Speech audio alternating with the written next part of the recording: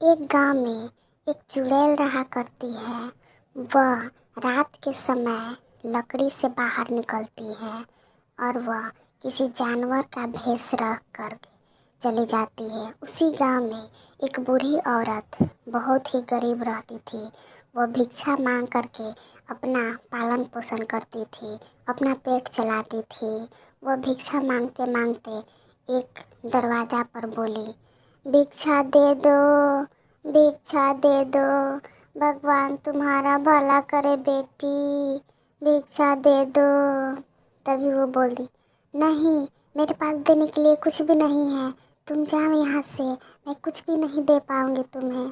तो वो बोलती है, नहीं बेटी, ऐसा मत बोलो, बहुत दिन से मैं भूखी हूँ, मुझे कुछ तो दे दो खाने के लिए, मुझे कुछ दे दो खाने के लिए, मैं बहुत भूखी हूँ, मुझ पे तरस खाओ। फिर भी वो औरत नहीं मानती है और कुछ भी नहीं देती है और वह औरत निराश होकर के वहाँ से लौट जाती है। वहीं पर एक साधु उस औरत का पीछा करते हुए उसकी ओर बढ़ता चला जाता है, बढ़ता चला जाता है। उसके पीछा करते करते जंगल तक पहुँच जाता है। उस औरत को उस जंगल में वह चुड़ैल वाली लकड़ी मिल जाती है। वह आगे बढ़ती है तो उसका पीछा करते हुए आता है, उसे वो चुड़ैल वाली लकड़ी मिल जाती है और वो बोलती है, ये लकड़ी मैं उठा लेती हूँ और मुझे खाना बनाने में मदद मिल जाएगी। तभी वो साधु वहाँ आता है और बोलता है, बेटी, तुम बहुत ही दुखी दिखाई दे रही हो, तुम कौन हो? तुम बहुत ही दुखी दिखाई दे रही हो, ये लकड़ी ले जाओ, तुम्हारी मदद करेगी। वो औरत बोली, ठीक है, मैं ले जाती हूँ, इस लकड़ी को उठा लेती हूँ।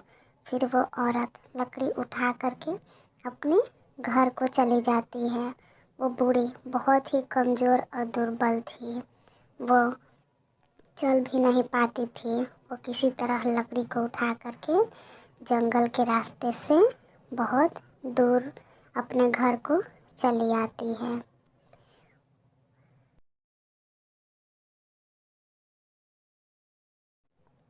वो बूढ़ी घर अपने पहुंच जाती है और घर पहुंच करके उस भूतिया लकड़ी को एक जगह रख करके अपने रूम में चली जाती है और भूखे पेट वो सो जाती है। सोचती है कि आज तो कुछ भी नहीं मिला, आज ऐसे ही सोना पड़ेगा। तो वो साधु जो पीछा कर रहा था वो यहाँ पर आया और लकड़ी से बातें की कि तुम इसका मदद करना। फिर वो चली जाती है और बूढ़ी अपने कमरे में सो जाती है। उसको नींद भी नहीं आ पाती है, भूखे पेट कोई कैसे सो सकता है। फिर भी बेचारी सो जाती है और वो भूतिया लकड़ी में से चुड़ैल बाहर निकलती है और बाहर निकल कर के हाँ हाँ हाँ हाँ हाँ हाँ हाँ हाँ हाँ हाँ हाँ हाँ करने लगती है और फिर वहाँ कुछ बहुत सारे बर्तन, चूल्हा इत्यादि और सारा सामान भी दे देती है। भूतिया हाँ हाँ हाँ हाँ हाँ हाँ हाँ हाँ हाँ हाँ हाँ हाँ हाँ हाँ हाँ हाँ हाँ। बूढ़ी के दरवाजे पर बहुत सारा बर्तन और कुछ खाने की सामान भी छोड़ के वो चली जाती है। इतने में भोर हो जाती है। बूढ़ी आकर के देखती है, अरे ये क्या, इतने सारे पकवान और चूल्हा, ये सब कहाँ से आया, मैंने तो नहीं रखा। बूढ़ी चिढ़ा जाती है और बोलती है, हो सकता है कि उस बाबा की कृपा मेरे ऊपर पड़ी हो। फिर वो भर पेट भोजन करने लगती है, भोजन कर लेती है। फिर रात हो जाती है तो वो चुड़ैल आकर के स्वयं ही खाना बना दिया करती थी। जैसे जैसे भोर होता गया, बूढ़ी की चिंता बढ़ती गई। आखिर ये सब कर कौन रहा है, समझ में नहीं आ रहा है कि ये सब कर कौन रहा है। इसके पीछे मुझे लगना पड़ेगा, तभी मुँह कोई पकड़ा पाएगा कि आखिर कौन कर रहा है। अब बूढ़ी छिप करके अपने घर से देखने लगती है, खिड़की से देखने लगती है कि आखिर ये सब हो कैसे रहा है। बूढ़ी छिप करके सारा तमाशा देखने लगती है। तभी वहाँ एक चुड़ैल आती है। चुड़ैल प्रकट हो जाती है। हा हा हा हा हा हा हा हा हा हा हा हा।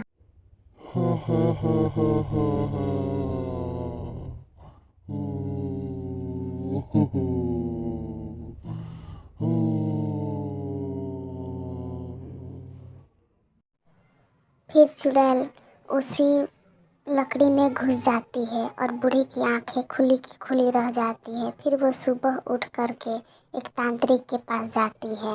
वो तांत्रिक कोई और नहीं था, वही जो साधु बाबा पीछा कर रहे थे, वही साधु बाबा थे।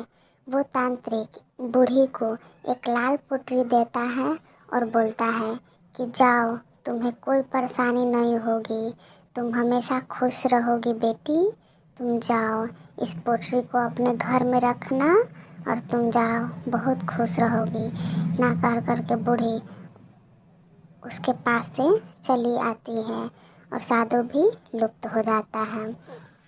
फिर वो उस रात फिर वो खिड़की से देखने लगती है और आती है तो चुड़ैल प्रकट हो जाती है। हा हा हा हा हा हा।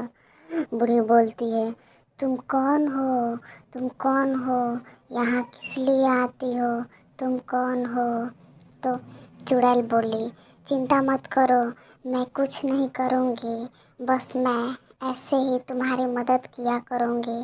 फिर बूढ़ी, डर तो लगता है उसको, बस अपने घर में बैठी थी। चुड़ैल इधर जा रही थी, उधर जा रही थी और बूढ़ी डर रही थी। फिर धीरे धीरे बूढ़ी का डर खत्म हो गया और वो चुड़ैल उसी घर में आराम से बूढ़ी के साथ रहने लगी। मेरे चैनल को सब्सक्राइब कीजिए।